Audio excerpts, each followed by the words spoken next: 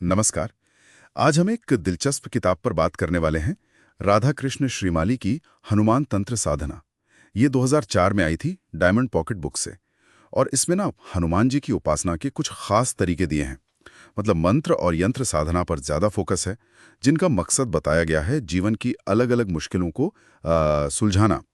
जो लोग पारंपरिक आध्यात्मिक तकनीकों में या कह लें साधना पद्धतियों में रुचि रखते हैं, मुझे लगता है उनके लिए ये चर्चा काफ़ी काम की हो सकती है। तो चलिए देखते हैं इसमें क्या है। हाँ बिल्कुल। और ये किताब इस बात पर भी जोर देती है कि आज की जो भागदौड़ भरी जिंदगी है ना, उसमें हनुमान उपासना कैसे ताकत और शांति दे सकती है। किताब में लिखा है कि जब दुख, परेशानियां या मुश्किलें इंसान को घेर लेती हैं, तो ये तरीके एक तरह का सहारा बन सकते हैं। अच्छा, ये बात तो है। तो इसमें जैसा आपने कहा, अलग अलग मकसदों के लिए मंत्र साधना के बारे में बताया गया है।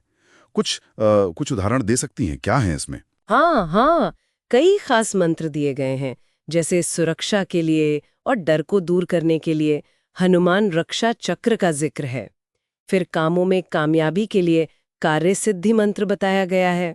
और सेहत से जुड़े मंत्र भी हैं, जैसे पेट दर्द निवारक मंत्र तक का जिक्र है। एक खास बात यह भी है कि किताब मानस मंत्र पर काफी जोर देती है। मानस मंत्र मतलब मन ही मन जपने वाला। हाँ बिल्कुल, यानी मन ही मन जाप करना। और किताब कहती है कि इसका असर जल्दी होता है। पेट दर्द के लिए भी मंत्र, ये तो काफी प्रैक्टिकल सा लग रहा है। तो ये सिर्फ भक्ति नहीं बल्कि एक तरह की तकनीक है, जिसे खास नतीजों के लिए इस्तेमाल करने की बात है। अच्छा, मंत्रों के अलावा आपने यंत्र साधना का भी जिक्र किया था शुरू में।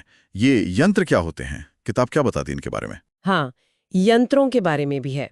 किताब के अनुसार यंत्र दरअसल खास ज्यामितीय डिजाइन या आरेख होते हैं। ऐसा माना जाता है कि ये हनुमान जी की ऊर्जा को एक जगह केंद्रित करने में मदद करते हैं। मिसाल के तौर पर इच्छाएं पूरी करने के लिए कामना पूर्ति यंत्र का जिक्र है, या फिर अलग अलग तरह की मुसीबतों से बचने के लिए रक्षा व्यूह यंत्र के बारे में बताया गया है। इनको बनाने का तरीका भी दिया है, जैसे भोजपत्र पर किसी खास स्याही से लिखना होता है और साथ में संबंधित मंत्र का जाप भी करना होता है। अच्छा, तो ये सिर्फ चित्र नहीं है, मतलब ऊर्जा को केंद्रित करने के ज्यामितीय उपकरण हुए एक तरह से। ये तो मंत्रों से काफी अलग तरीका लग रहा है। किताब में बजरंग बाण और हनुमान बाहुक का भी जिक्र है। सुना है मैंने इनके बारे में। इनका क्या महत्व बताया गया है? हाँ, बजरंग बाण और हनुमान बाहुक का भी जिक्र है। बजरंग बाण को तो एक बहुत ही शक्तिशाली अमोघ अस्त्र जैसा बताया गया है। मुश्किल से मुश्किल हालात से निकलने में मददगार माना जाता है इसे। कहते हैं इसके पाठ से बुद्धि और बल मिलता है। और हनुमान बाहुक के बारे में किताब में लिखा है कि इसकी रचना गोस्वामी तुलसीदास जी ने की थी, खास तौर पर शारीरिक तकलीफों से, खासकर बाहों के दर्द से मुक्ति पाने के लिए। और इसे दर्द निवारण के लिए बहुत प्रभावी माना जाता है। अच्छा, यानी ये खास पाठ खास मौकों या तकलीफों के लिए हैं। तो क्या इन साधनाओं की कामयाबी के लिए सिर्फ विधि जान लेना काफी है, या कुछ और बातें भी जरूरी बताई गई हैं, ऐसा कुछ?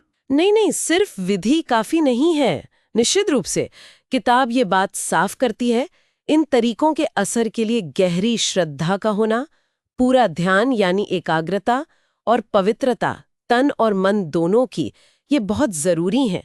साथ ही सात्विक जीवन शैली अपनाने पर भी जोर दिया गया है। सात्विक जीवन शैली मतलब खानपान और सोच विचार की शुद्धता। हाँ बिल्कुल, सात्विक आहार, सात्विक विचार।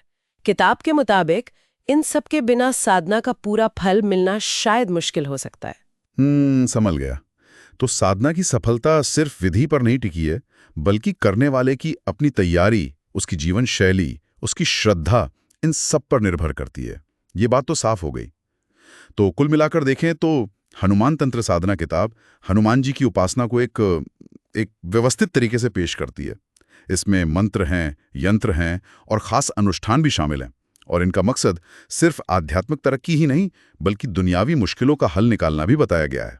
हाँ, और इस पूरी चर्चा के बाद एक सवाल शायद सोचने लायक है। इस स्रोत में हम देखते हैं कि कैसे खास पूजा पाठ और मंत्रों को खास नतीजों से जोड़ा गया है, पूरी विधि विधान के साथ। तो ऐसी जो पारंपरिक व्यवस्थाएं हैं, इन्हें हम चाहे आस्था के नज़र से देखें या बस एक सांस्कृतिक जिज्ञासा की तरह देखें, इनसे हमें क्या गहरी समझ मिल सकती है, यह सोचने वाली बात है।